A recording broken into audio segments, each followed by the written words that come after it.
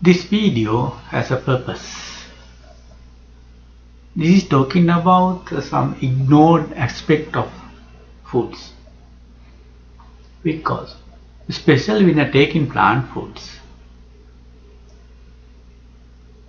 we know it has a lot of nutrients, but at the same time they have some components, some molecules, some substances that disturb to its absorption as nutrients. So nutrients, I'm talking about here protein and minerals, vitamins.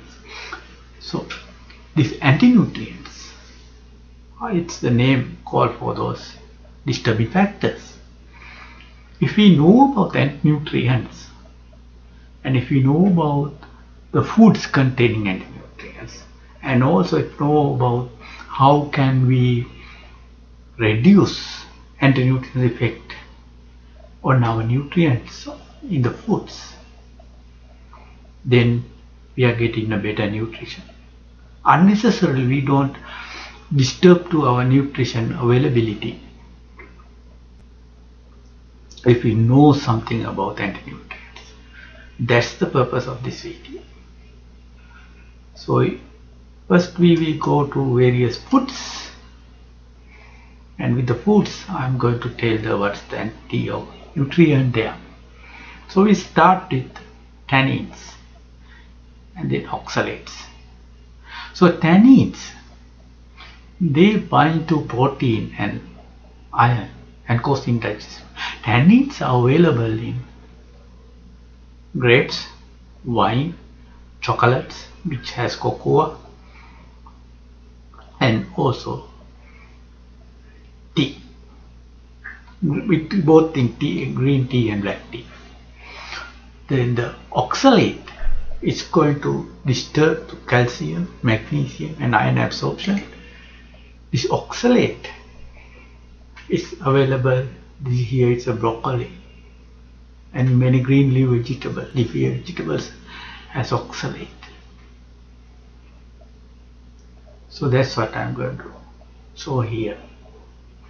And then we will go to some other anti-nutrient substances. They are phytates, trypsin inhibitors, protease inhibitors. So the phytates, they are available in these leguminous foods, lentils, beans, soya bean and some grains.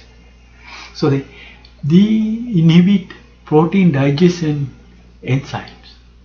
So they impair the absorption of protein, and it impairs absorption of iron, zinc, magnesium and calcium as well.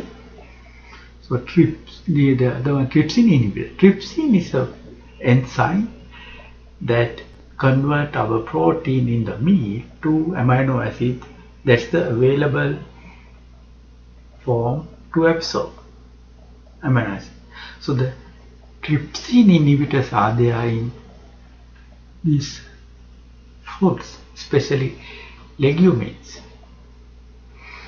and the protease inhibitors are there, especially protease inhibitors than the soya beans, raw cereals. So protease is also a protein digesting enzyme. So then there is a small table like thing here. It has more details, but it's overcrowded. So I am telling what legumes here, and they have trypsin inhibitors, oxalate and saponins, and the grains, they have phytic acid and oxalate. So even if we get tomato, potatoes and eggplants, they have tannins, saponins. So those are the things I am explaining here in this table. If you carefully go through, then you can get more details. I am going to other slide. So saponins, you remember now, saponins, they are mainly contained in leguminous grains, and they impair protein digestion. and it reduces uptake of vitamins and minerals, especially zinc.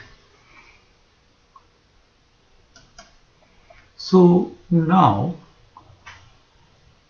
we know that foods which may contain some anti-nutrients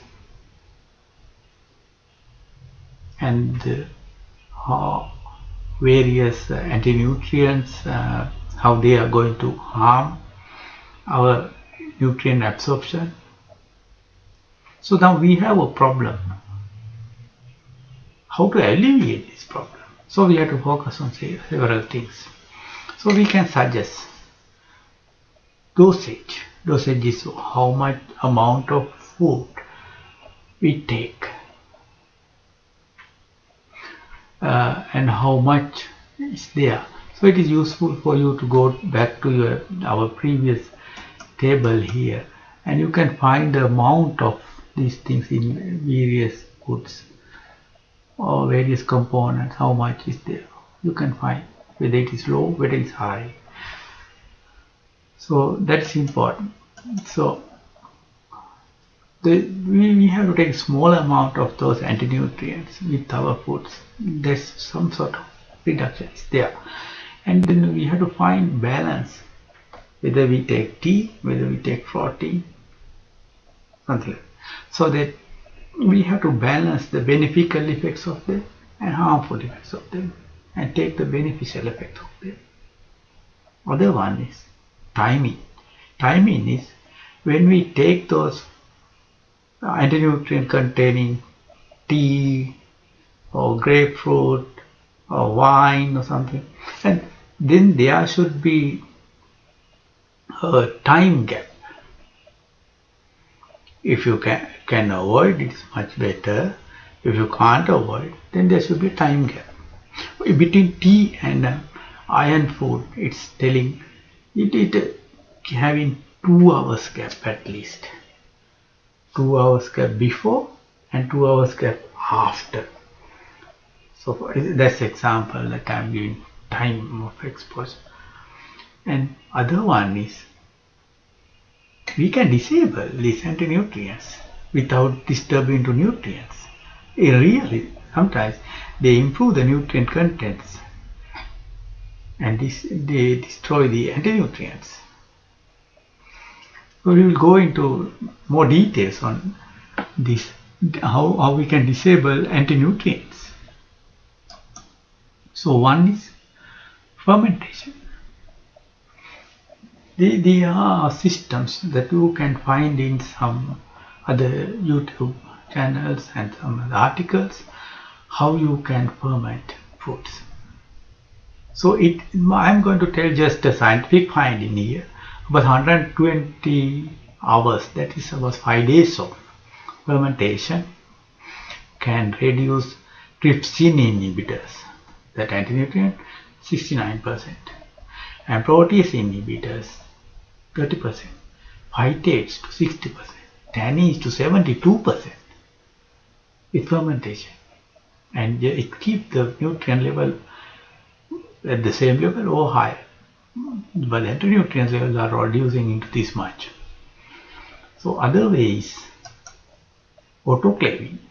This is sophisticated autoclave, but don't worry, there are some cheaper autoclaves available. It's a modification of our pressure cooker, and we use autoclave for canning.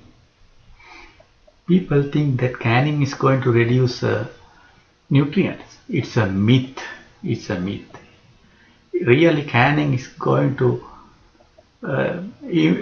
at least safeguard reduction of nutrients, because when the food is there in the stove, it's there for months sometimes, and while it is stored in there, that the nutrient level gradually reducing. So within 3 days it's reduced to 30% some vitamins, within 5 days you're 50% like. But if we can autoclave that at the fresh fruits, fresh vegetables, then at that level nutrient levels are keeping there. So we can get more, you can get more details about autoclaving. There are government websites, and a lot of books are available of autoclaving. It's a very useful way to decrease tannins, phytic acid, trypsin inhibitors, and improve protein digestibility of foods, as well as keeping foods for years. So there is another way, that is germination, sprout formation, that we let it sprout. There are methods how to do sprouting. That's also you can learn in some different YouTube channels. And this also germination. With germination, there is improvement in protein digestibility, but there is a massive reduction in tannins and phytates to negligible levels. So you can germinate it within a week, maybe 10 days. So that's other way. So these are the websites helpful for me to get more of this knowledge. I will put them in the description also, then you can just click it and go into more details. So thank you very much for listening.